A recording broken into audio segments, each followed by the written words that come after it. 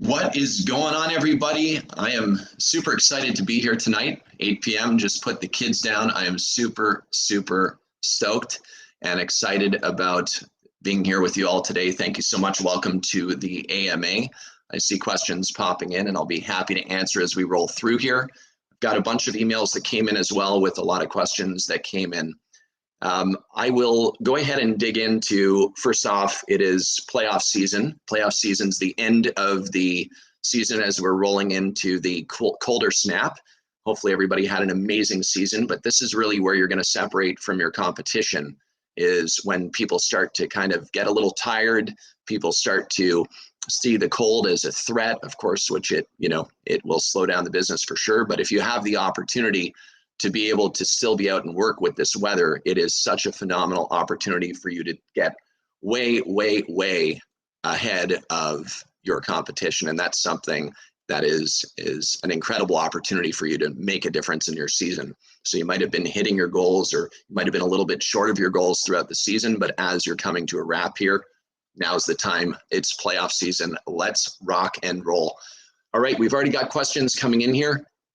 And thank you so much for taking the time to ask these questions too, guys. I'll do my very best to answer them. If for whatever reason I cannot answer them, do know that we will be answering every question that does come in. Feel free to click on the link that's going to be dropped in the chat here. Click that link and you'll be able to drop any questions that you might have and get in touch with me. And also, I'm happy to do a one-on-one with somebody who is going to be sending over any questions or information to us. And that time that I can spend with you hopefully will help give you the value you need to scale the business and continue to grow it. In regards to the first question, you're sick of all the hacks. Judd, I'm sick of all the hacks taking my work around here. Sick of all the hacks taking your work around in your location. I would first off ask a very important question, and one is, what are you doing to separate yourself from the people that are actually those hacks and or company that's a hack? So an example, a lot of people say, well, how am I going to win this business that my competition's underpricing me on? They're just running out doing this weekend warrior stuff, and it's just trying to undercut me on every angle. And what I say to you is this: is your branding extremely world-class? Is it powerful? Like black and yellow pavement is a great example. Look at that branding. The branding is an extremely powerful, bright thing. He's not shy to be, this is Alex Lucic, who's the president of Black and Yellow. He's not shy to be on Instagram on the forefront with his business page. He's not shy on being on Facebook. He's got YouTube up. He is literally branding everywhere. He's found everywhere. He's got a great website. The credibility is there. His guys wear branded shirts. They wear hats, and he has the trucks that are branded to a T. So what I would say is separate yourself from the competition. Are you professional, and do you present yourself professionally with professional marketing material, professional brand, or are you in that hack bracket, so to speak? And what I would strongly recommend is just reviewing how your setup is right now, and truly, are you checking off that checklist of all the things that allow you to separate from those hacks? What you'll find is that those hacks will no longer be hacks. They kind of fade away into the dark. Competition is something that you pay attention to, or you pay attention to your excellent branding and exposure and the way that you communicate to separate yourself from those people. So hopefully that helps a little bit. Another question is, why is our asphalt paint $190 a pail for regular dry? It's a great question. Right now with paint shortages everywhere, we're not able to actually deal with manufacturers that are actually manufacturing the paint. We've had to go out and source paint to be able to supply to our customers from all over, meaning that we're having to buy from retailers in order to sell it. And of course, we do our best to help, but straight up, our margins are very slim. We don't work on very large margins, but we do our best to be able to supply people who are in need. So small retailers, we are picking up paint. We're able to actually consolidate that. That's shipping into another location. That consolidation takes and costs money and time. And then we have to go ahead and ship that back out. There's shipping involved with that as well. By the way, that paint price does include shipping as well, and shipping paint is not inexpensive at all. It's very costly. An example would be a container to ship across the Atlantic used to cost us about $6 grand. Well, as of last week, it's $32,000 to ship a container. So to give you an idea, the trickle effect is taking place right now. Inflation's happening everywhere. You're going to see it more and more so. If I were you, I would strongly recommend investing into things right now at the lower prices before you see that trickle effect take place and start increasing prices even more, because it will happen as you roll into the spring. On another question here, thank you for this. I want to know, can your tote system be converted to something we squeegee out of? I don't want to spray to start. Absolutely, 100%. You can take your spray tip right off of your spray gun. Actually, we have clients who have big air operated spray systems and they still do that. They'll go up the driveway and they'll take the tip off the gun, off the wand, and they'll keep the volume that's pushing down that hose right out the gun. It will be at a lower level. They'll lay the bead and then they'll brush the sealer and or squeegee it along the for the driveway, and that prevents you from having to spray it. You can do it by hand. So let me move on to another question here. We've got district manager had another asphalt company to do 7 stores, and they have not done it yet this year. Is it inappropriate to throw out a proposal? And if so, how do I price it? You know, it's a fantastic question. Here's the thing. If you have a goal, which is a financial goal that you're setting for your company, yes, go after sending proposals to people who you can solve problems for and over deliver that value. You really need to be able to deliver a professional proposal. And the thing is, they might not go after the whole kit and caboodle today, right? They may not go after the whole package, you know, crack sealing, pothole repair, seal coating, striping. But maybe if you present a proposal that has all of that, but you have a note that says, we understand if you don't want to move forward with all of that, let's move forward with one of those services now. And let's get you in the door to at least take care of the main core problems of that pavement asset. That could be crack sealing and pothole repair. Let's just take care of the cavities in the teeth before we move on to the teeth whitening and, you know, the aesthetic adjustments, so to speak. But yeah, man, Julie, when I said man, sorry about that. I meant woman. Yeah, but absolutely, you should absolutely go after it. Why not? All right, let's move on to another question. This is a statement actually from Vinny. Man, I appreciate you very much. Loving the RY10 gallon melter, buddy. Yeah, that's great, man. You know, we literally sell thousands of those machines a year. And so the RY10 Pro and the RY10, there's, you know, with equipment, you always deal with you want to make sure that you have a high performing machine, and it's not easy as asphalt retail suppliers in the equipment world to always make sure that they're all perfect, but we really do our best. In our customer service, we really try to back that up.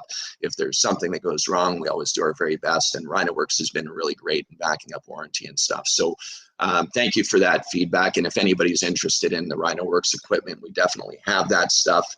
Crack sealing still totally on the table to finish off the season strong. It's a huge breadwinner right now. Crack sealing and infrared patching right now is like what you want to be doing right now prior to the snow and the ice coming in, setting in, you know, water getting into the cracks, freezing and heaving the asphalt, causing further deterioration. And sell that to your potential customers. Sell that, you know, those cavities need to get repaired before winter flies. Then in the spring, you can go and upsell them on the seal coating and striping if it's a parking lot. Do we have any shipping delays? We actually do have shipping delays depending on the piece of equipment. And yeah, it's been a very, very challenging year with components. As an example, Honda engines, like you can barely get your hands on a Honda GX engine. Titan, our stripers, we're like 4 to 6 weeks out on some sprayers. We do have some Powerliner 850s in right now that we had to pick up through another retailer and to be able to get to our audience, but and our customers. But I'll tell you that there are shipping delays on certain items. So I would say speak to one of your reps here at Asphalt Kingdom, or feel free to reach out to me on social media, and I'll let you know what is kind of on delay. But for the most part, all RhinoWorks equipment, crack sealing machines, the spray systems, we've been able to keep stock through an extremely challenging time with components, and we take pride in that. You know, we've worked really, really hard with RhinoWorks in making that happen and making sure we have the stock to be able to fulfill through that process. Let me scan through here. I'm going to go all the way. Did I vote Biden or Trump? Neither. I'm not an American citizen. I'm actually a Canadian citizen, and I live in the Caribbean, so I didn't vote for neither. But I guess, you know what? I won't make an asphalt of myself on that one. Chase, you've been researching starting your own asphalt repair business and seal coating business for several months now, and have been close to pulling the trigger on doing so, but reluctant with the drastic increase of equipment and supplies, increase of price, I'm assuming. The trickle effect's going to happen everywhere, right? You cannot continue to set a retail quoted price at the old quoted prices. If you have bids out and quotes out right now, I strongly recommend putting a time sensitivity attached to them, because the reality of it is your costs of material and equipment are going to be rising, and it's going to happen going forward. Does that mean that we should curl up in a fetal position and not move forward with an opportunity or business? Let's face it, asphalt maintenance is recession proof and pandemic resistant. I'll tell you that we've thrived through this time. And I know that, in our groups at USA Seal Coaters and different places, and just feedback at Top Contractor School, what we're hearing definitely is that people have been rammed with work this season. So I would say to you, I would strongly recommend moving forward with the business, as long as you're going to go out and be professional about it and make sure that your margins are nice and fat and healthy, and that you're able to scale your business and reinvest into it. I wouldn't not do it. I would chase it. Dreams are dreams. What are the other options that you have on the table? I would evaluate those too. If you have other business options and ideas, explore those. But I'll tell you, the asphalt maintenance world has been one that's been pretty interesting. Actually, I have my 21-year-old son right here. Come say what's up. Justin, you might see him on the YouTube channel at the National Pavement Expo, but like literally, what's going on, everyone? But this guy right here, like, when you probably remember me coming home with tar, like when you were like a year old. For sure, I remember the smell. The smell, but I mean, I raised him. He's raised on blacktop, man. You might know the guys at American Pavement, but I mean, he's raised on blacktop. I mean, we private school and good life and everything else, and here we are having this conversation. So I'm proud. This is something. It's a great business. I wouldn't slow down. If you have the drive, the passion, and dedication to do it, you should absolutely move forward with it, man. It's a great question you have. What does everybody do in the off season? You started a YouTube channel. It has some cool matting clips if anyone's interested. This is awesome. Yeah, I mean, you want to know something in the off season? It's a great opportunity for you to be able to get back into, like, thanks, Jamin. To get back into your strategic planning and literally setting up your flywheel and your big, hairy, audacious goals that you're going to set for the next season. I would definitely recommend, setting that up so that you have a great year ahead. And if you want to communicate with me on that, I would be more than happy to talk about some things there. I love the idea of a YouTube channel. It's a fantastic idea. I mean, a lot of people are probably live right here on YouTube. It's a great opportunity for you to build maybe some influence in an area that you might be passionate about, you might have a hobby with. The other thing too is in the winter season, we have a lot of clients that have picked up an RY2X2 mini infrared machine from RhinoWorks, and it is a beautiful, small, compact machine. If you go to our YouTube channel and you type in RY2X2 winter pothole repair, it's interesting. We have a lot of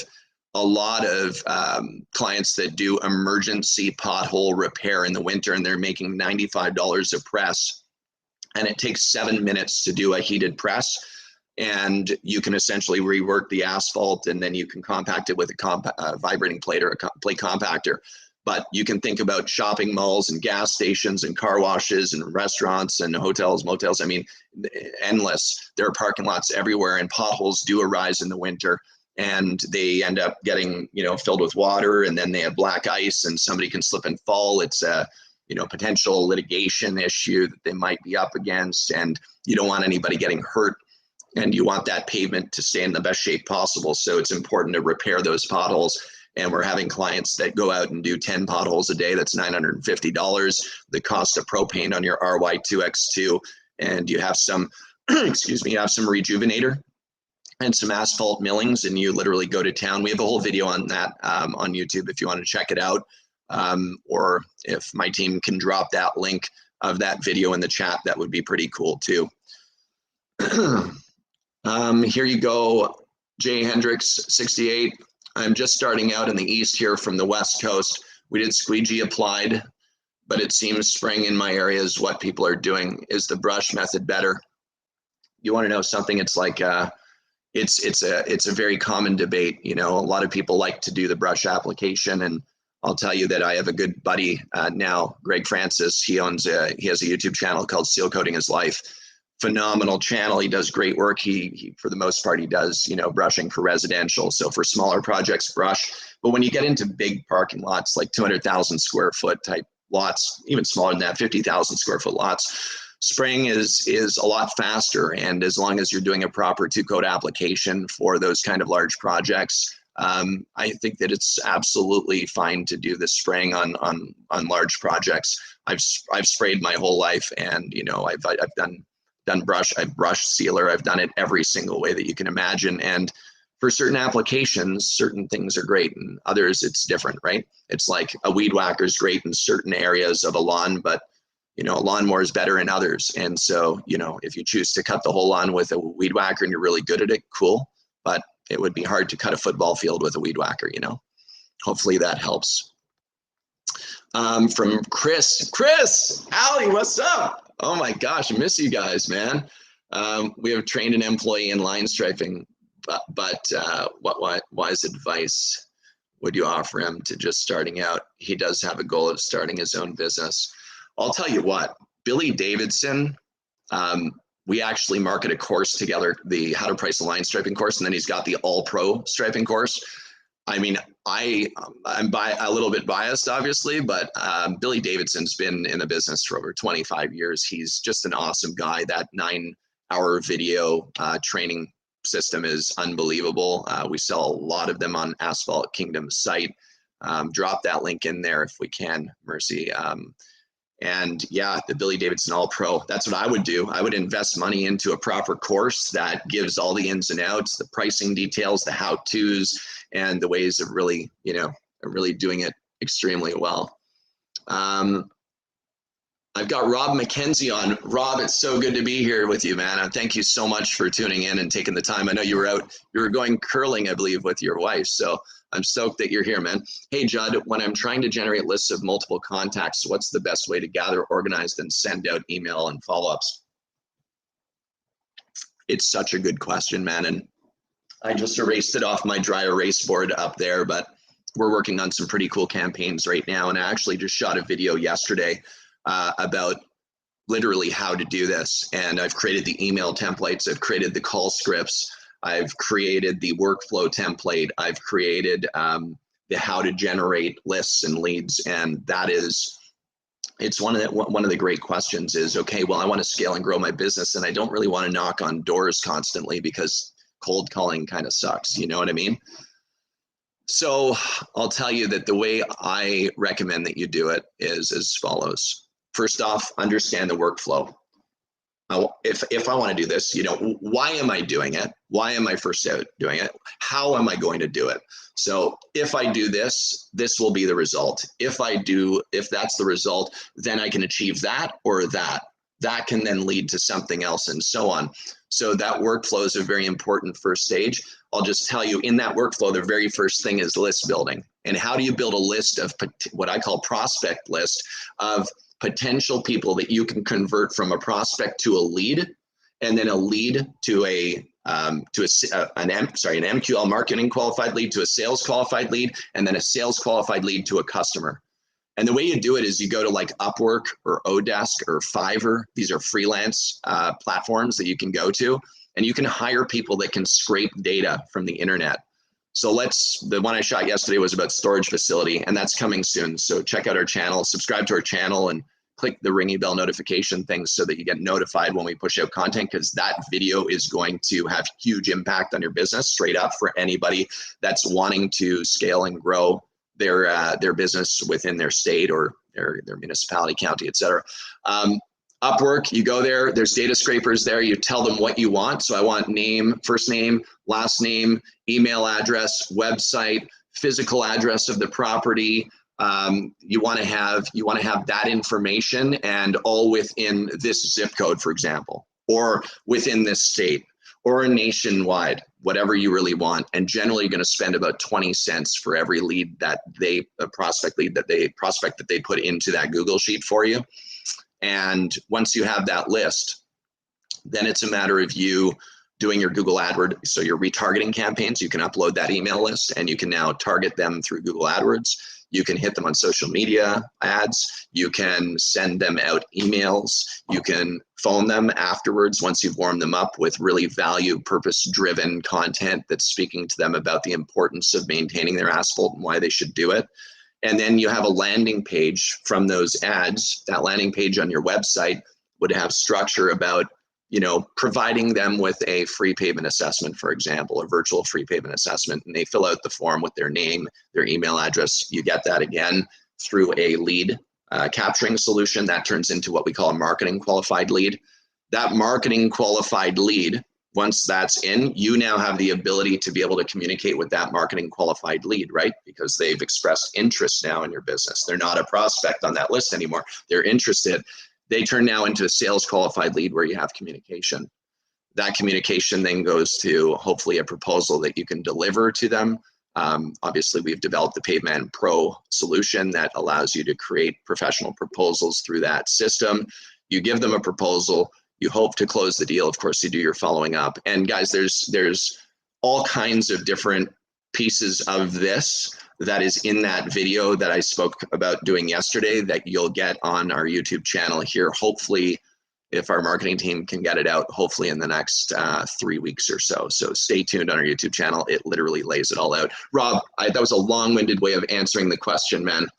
All right, guys, we've got about I'll do another 10 minutes or so and we'll rock and roll. All right, let's go here. Let me scroll up. There's lots of questions. Thank you so much, everybody, for all these questions, by the way. Yeah, the door knocking can be a challenge. There's no doubt at all. And you want to be careful with that too, with the door knocking. You want to make sure, and this is from Jason Allen, regarding the door knocking, it's really important that you have your solicitation permits if they even allow it. And that can be, that can be different with every municipality. And you want to make sure that you're speaking to your town hall or municipality about that before you go out and just do something that you could be fined about. You just don't want to go down a road that's not legal in your area. So don't do anything that you should not be doing. Make sure you're following what the rules are in your local area. Okay, I put heavy duty trash bags in my totes, then replace them every 5 days. Okay, sorry, I'm not sure if that's a question. Here we go. How in the world would we get into that? If you can post a little bit more about that, that would be great, so we can answer that question. In regards to licensing, a lot of people have asked, do you need a business license? And that it really breaks down to, it can break down to state, county, municipality, and I don't want to just generalize an answer on that. It really depends on your local area. And so you want to really speak with your municipal authorities about what is allowed and what's not allowed. We haven't broken that down into a chart yet.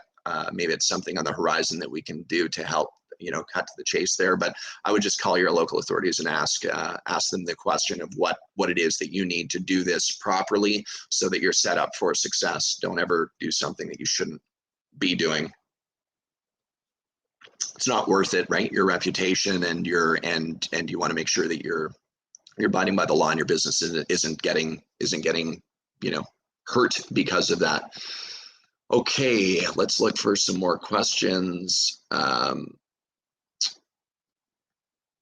Here we go. How do you clean your tote systems? Yeah, it's a very good question. Very good question, and this is my username. How can you clean your tote system? Very important for longevity. It's so true. You know, if you were spraying with a tote spray system and you're just getting started in the business, because I honestly don't recommend that you keep a tote spray system forever. I really always recommend that there's an evolution to your growth. You know, there's this evolutionary process where you start with, you know, something that you can really afford from a budget perspective. You're able to get started on the right foot, and you're able to grow from there. It's so important to reinvest into it. So if you are operating a tote spray system, just know that you don't have any paddle agitation inside the tank. You really just want to make sure that, you know, as the sealer settles into the bottom of that tote, you're going to have settling of the solids that are in the corners of that tote. And so it's important to get in there with a long piece of pipe and to clean out that sludge out of the corners, any of that the solids, you know, coal tar A's that's settling. You want to just move that out, give it some mixing. If you don't have a tote, you know, agitator that you can put through the top, they're pretty darn expensive. But if you can move those chunks out and get them moved around with that pipe, you know, that helps to keep the tote clean. And then what I would strongly recommend is you empty the sealer from that tote.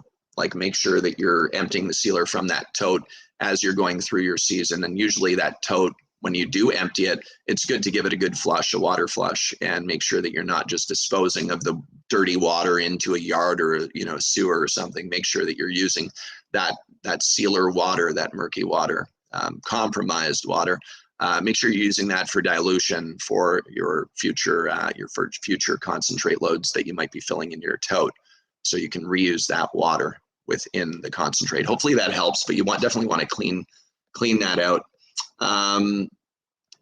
Jason Allen, in the winter I use my tote tanker. Oh, that's nice. That's good, as a turd pumping machine. Okay, well, I won't waste my time on that one, but that's pretty cool if you do, man. That's a shitty job. So Chase, I've been working with an organization within our county for funding purposes, and one of the sections of the business plan I'm putting together is, where will the business be located? Can you tell me the pros and cons of off-site locations versus at your residence? You know, it's a great question, and I think it depends on the size of your residence. Like, I'm sure that Justin remembers, you know, we had an office, we had an off residence location. We had an office that I'd rented for very inexpensive with a big yard. And if, you know, I was able to get the equipment in there and wash it properly, clean it properly, and keep it in a good state. And it was off site, and it also had the marketing attached to it. So we had a sign out front, which was really good. And our staff liked being able to come to the yard. You remember that, J-Man? When, you know, and Il Perot, remember, with the steamrollers and all the trucks and everything? Yeah. And so, you know, the marketing and the team, it feels good to have a nice offsite location, but I think you'll grow into that if that's something maybe you can't afford out of the gate. I'm not saying that's the case, but if, let's say, you need to get started from your residence as a starting point, and you have enough, you know, you have ample space to be able to do that, start there and grow into you know, an offsite location where you can market and have a team that comes there and feels like it's the business place versus your house. You don't want, you know, your name of your company necessarily right on your house, so to speak, and people knocking on your doors or something like that, right? So hopefully that helps answer your question a little bit. Okay, what else do we got here? We got lots of questions, guys. Thank you so much for all these questions. Yeah, we do work with Able Industries quite hand in hand. So Mark McLeod is a very good personal friend of mine. He's an incredible guy. We are a distributor for Maintenance Inc. for all their Gator Patch, as well as their fortifiers, their FSAs, and they also manufacture our air-operated spray systems. So, you know, our Promax systems, our AK300 Duramax systems, all of those are manufactured by Able. They're phenomenal company. And Mark McLeod's a stand-up guy. He's been in the industry for a lot longer than I've been alive, and we speak pretty much daily. He's a great guy. I didn't see the question prior to that, Eric, so I'm sorry I didn't see the question before, but yeah. Okay, wanted to know how we go about getting contacts with companies. It's a great question. You can do it manually. Nowadays, you can pretty much do it online through Google. So if you're wanting to look up a business name, you can usually go to LinkedIn. You can usually go to Google and just literally search for the person's name. And that is one way of doing it. It's a very tedious, time consuming thing. Personally, I think that your time might be better spent out doing work and on the road giving out solid proposals from leads that might have shown interest in getting that proposal. And so what I would say is go to Upwork, Odesk, or Fiverr, these freelance platforms, and find a person there, a freelancer that can do the actual scraping and list building for you. And what you'll find is that they'll give you, let's say for the state of Alabama, they could give you all of the storage facilities for the state of Alabama. And you'll have their name, number. I said it earlier in this live, but you can get all their contact information and then work that workflow that I spoke about as well. Can you get a discount code for our website, seeing as we are the real ones watching? Yeah, I mean, listen, honestly, I'm about to say yes. I would say click the link that is in the feed right here. Mercy is adding the link. There it is right there. You guys can see it on the screen. It will be in the comments boxes and the threads. Click that link. Please pin it to team. Pin it to the top of the comments. We will offer a 5% discount to anybody who submits their information through that URL, and I will honor that, and I will honor it until November 1st, because I'll tell you that right now we're dealing with serious price things that are on the horizon, everybody. We are about to see price increases happen again from a lot of the raw materials that are skyrocketing price-wise. So if you're planning on making a move into this business and you're wanting to get it at a lower rate, now's the time to make that move.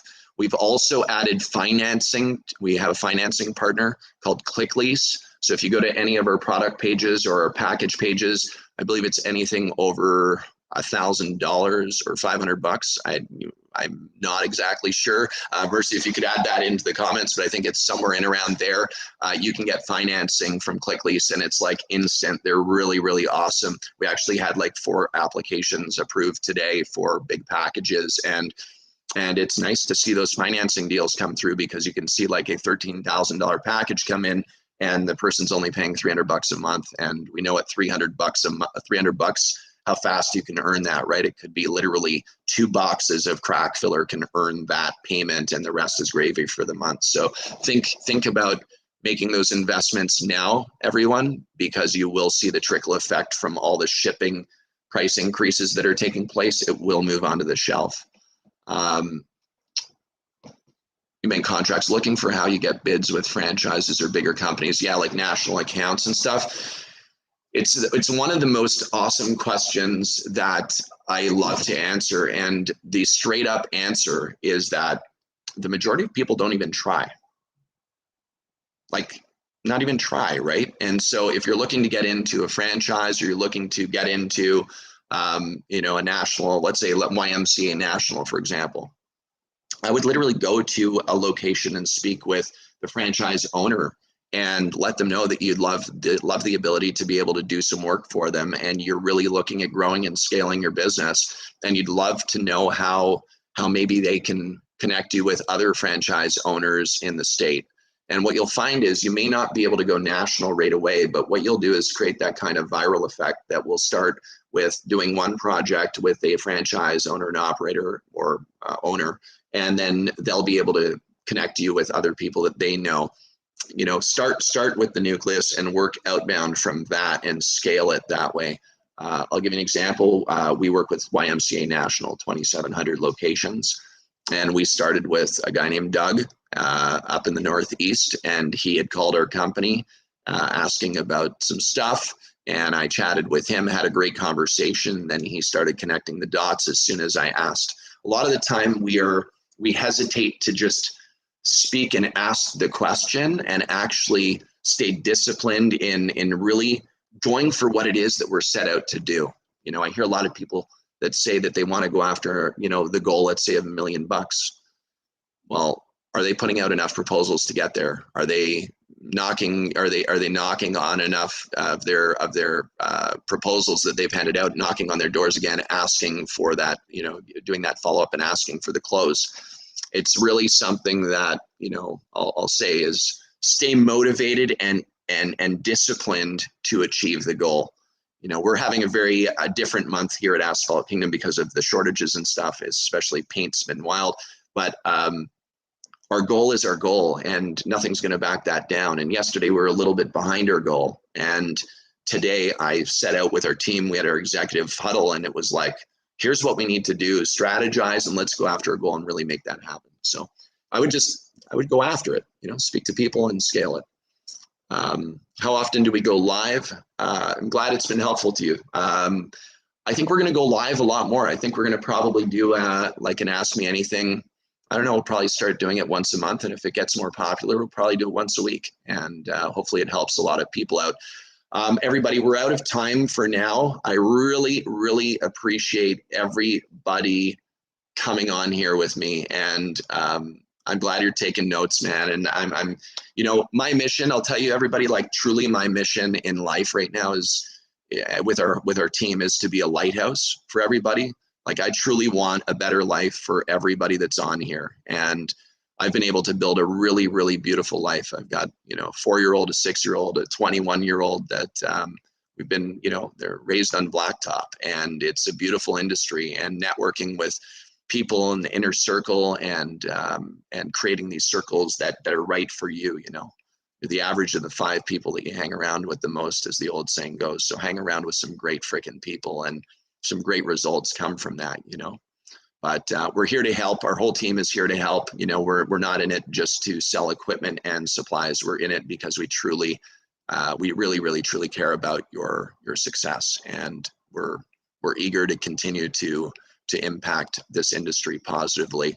Our marketing teams are working on such incredible things, content, blog posts, just a lot of stuff. So subscribe to our newsletter, subscribe to our YouTube channel, follow us everywhere on social media, and we'll always do our best to give you that power-packed value that allows you to grow and scale your business and, of course, create a better life for yourself.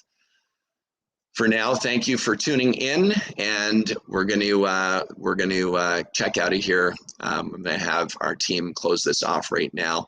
Thank you, everybody. I really appreciate it. Thanks for tuning in, and we look forward to seeing you on the next AMA.